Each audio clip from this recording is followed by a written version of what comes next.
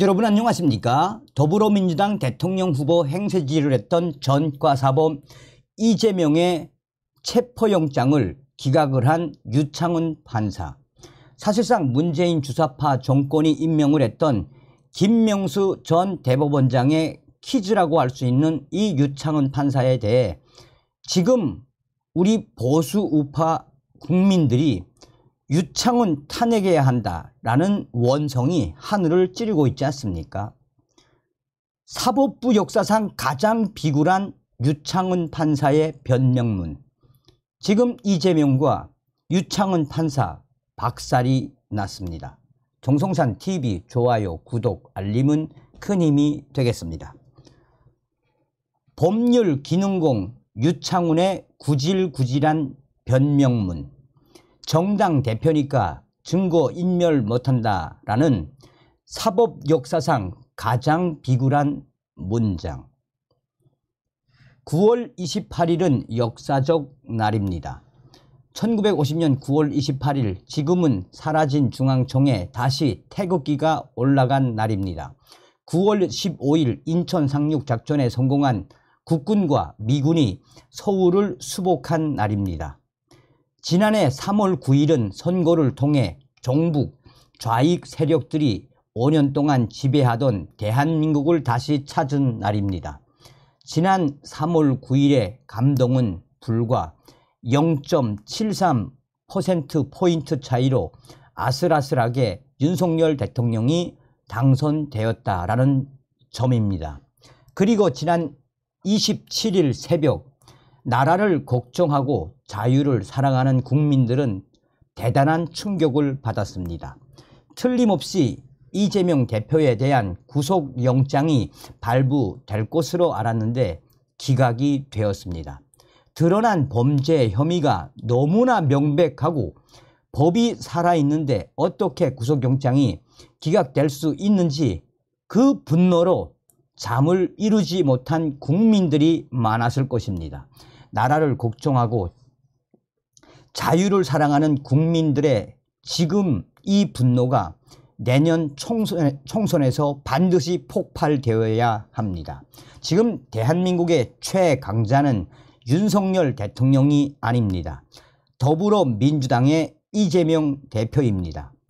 이렇게 범죄 혐의가 많은데도 구속영장이 발부되지 않을 수 있다는 점에서 이재명과 민주당 세력이 바로 기득권 세력이고 자유 대한민국이 극복해야 할 반동 세력들입니다.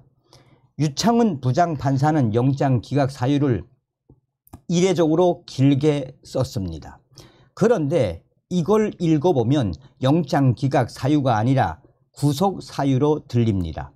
이 사유대로라면 이재명은 구속되어야 하는데 반대로 기각이 되었습니다. 이 글은 유창훈 판사를 고발하는 글입니다.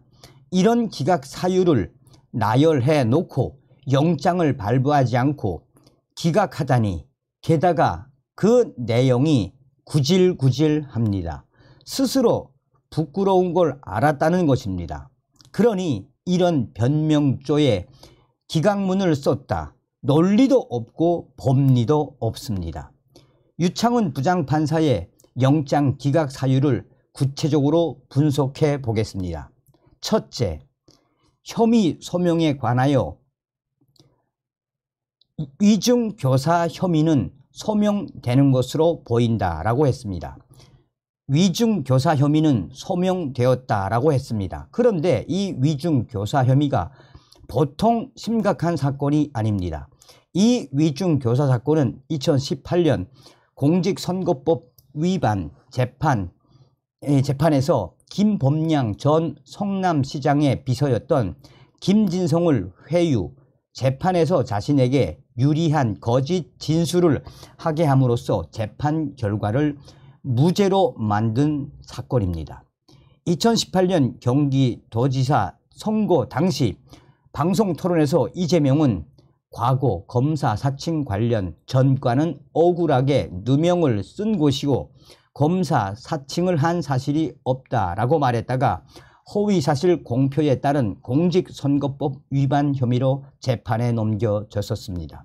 이 재판 과정에 이재명은 2002년 검사 사칭 사건의 피해자였던 김병량 전 성남시장이 이미 사망한 상태여서 반론을 제기할 당사자가 없다고 판단, 수행비서였던 김진성을 회유, 재판에서 위증하게 한 것입니다. 이 결정적 위증으로 유죄가 되었어야 할 사건이 대법원에서 최종 무죄가 되었고 이재명은 도지사직을 유지할 수 있게 되었으며 대선에 출마할 수 있었습니다. 김진성의 위증이 없었다면 경기도지사 당선은 무효가 되고 대선 출마도 불가능했습니다. 역사를 바꾼 결정적 위중교사였던 셈입니다. 그런데 유창은 부장판사는 이런 위중교사 혐의가 소명되었다라고 판단한 것입니다. 검찰 영장 청구서에는 이재명의 최종 증거인멸 사실이 여러 적시되어 있는데 위중교사 혐의가 소명되었다라는 것은 과거에도 그리고 지금도 증거인멸을 하고 있다는 뜻이 됩니다. 결과는 당연히 구속이어야 했습니다. 백현동 개발 사업의 경우 공사의 사업 참여 배제 부분은 피의자의 지위, 관련 결제 문건, 관련자들의 진술 등을 종합할 때 피의자의 관여가 있었다고 볼 만한 상당한 의심이 들기는 하나 유창은 판사, 백현동 개발 비리는 민간업자에게 1,300억 원 상당의 이익을 안김으로써 경기도가 200억 원 상당의 손해를 입게 만든 사건입니다. 이 개발에 뛰어든 브로커는 70억 원 상당의 이익을 얻었습니다. 경기도지사 선거 당시 공공개발로 하겠다며 공약까지 한 사안을 민간개발로 돌려버렸습니다. 이 산지관리법 위반까지 하며 50m 옹벽이 들어섰고 4단계 부지 용도 변경이 이루어졌으며 임대아파트 비율은 처음 계획과 달리 대폭 축소됐습니다. 성남도시개발공사의 참여도 배제됨으로써 경기도에는 손해를, 민간업자에게는 엄청난 이익을 안겼습니다. 자, 유 판사의 변명문, 피의자의 관여가 있었다고 볼만한 상당의 의심이 들기는 하나 라고 했으면 영장인데 유 판사의 판단은 이상하게 흘러갔습니다. 그는 한편 이에 관한 지적 증거 자체는 부족한 현 시점에서 사실관계 내지 법리적 측면에서 반박하고 있는 피의자의 방어권이 배척될 정도에 이른다고 단정하기는 어렵다고 보인다라고 유창은 판사는 이 판결을 했습니다. 이 얼마나 구질구질한 변명문입니까? 지적 증거 자체가 부족하다고? 결제 문건과 관련 공무원들의 진술이 차고 넘치는데 유창은 증거가 없다니, 이 지적 증거는 재판에서 더 구체적으로 밝혀질 사안입니다. 유창은 판사는 구속 심리와 재판을 혼동하고 있습니다. 재판에서 밝혀질 지적 증거를 영장 심사 단계에서 요구한 것입니다. 유창은 판사는 이렇게 판결했습니다. 대북 송금의 경우 핵심 관련자인 이화용의 진술을 비롯한 현재까지 관련 자료에 의할 때 피의자의 인식이나 공모 여부, 관여 정도 등에 관하여 다툼의 여지가 있다고 보인다라고 유 판사는 구질구질한 변명문에서 밝혔습니다. 김성태와 쌍방울 임직원들의 일관된 일관된 진술, 경기도가 북한에 보낸 방북 요청 공문, 북한에 송금된 800만 달러에 대한 북한 측 영수증, 쌍방울, 북한, 경기도 사이의 교류와 만남을 입증하는 영상 등의 증거 자료가 차고 넘치는데 유창훈 판사 다툼의 여지가 있다고?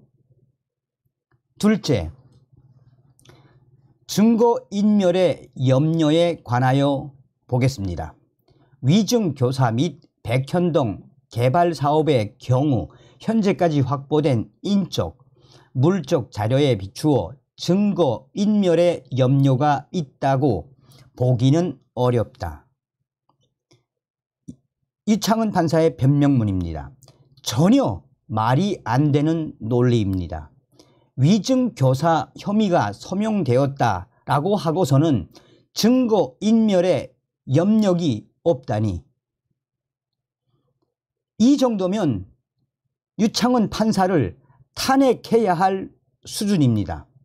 그는 대북 송금의 경우 이화용의 진술과 관련하여 피의자의 주변 인물에 의한 부적절한 개입을 의심할 만한 정황들이 있기는 하나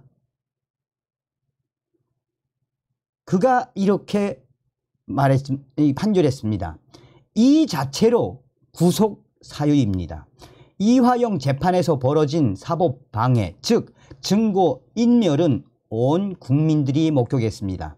그런데 이어진 유창훈 판사의 판단이 기가 막힙니다. 그는 피의자가 직접적으로 개입하였다고 단정할 만한 자료는 부족한 점, 이화용의 기존 수사기관 진술에 임의성이 없다고 보기는 어렵고 진술의 변화는 결국 진술 신빙성 여부의 판단 영역인 점이라고 유 판사는 변명문에서 강조했습니다. 직접적으로 개입했다는 사실이 확정되려면 재판을 해야 합니다. 재판을 통해서만 확인할 수 있는 것을 영장심사 단계에서 요구하고 있습니다. 그는 별건 재판에 출석하고 있는 피의자의 상황 및 피의자가 정당의 현직 대표로서 공적 감시와 비판의 대상인 점 등을 감안할 때 증거인멸의 염려가 있다고 단정하기는 어렵다라고 했습니다. 가장 문제되는 유창훈 판사의 발언입니다. 정당의 현직 대표라서 증거인멸을 할 수 없다니 이게 무슨 말입니까? 거꾸로 판단해야 맞습니다. 현 국회를 장악한 정당 대표로서 과거에도 증거를 인멸한 전력이 있으므로 당연히 구속한다라고 결론을 내렸어야 했습니다. 이 정도면 법조인들이 분노하고 들고 일어나야 할 사안입니다. 정치 권력의 사법이 글종하고 있다는 확실한 증거입니다. 사법부 역사상 가장 엉터리 문장입니다. 이재명은 경기도지사로서 수많은 언론의 감시와 비판을 받는 상태에서도 대담하게 위중교사를 자행한 자이므로 당연히 구속이라는 결론이 맞습니다. 유창훈 부장판사의 이번 영장 기각문은 사법 역사상 최악의 법률 문장으로 남을 것입니다 라고 전하고 있습니다. 다음 시간에 뵙겠습니다. 열공.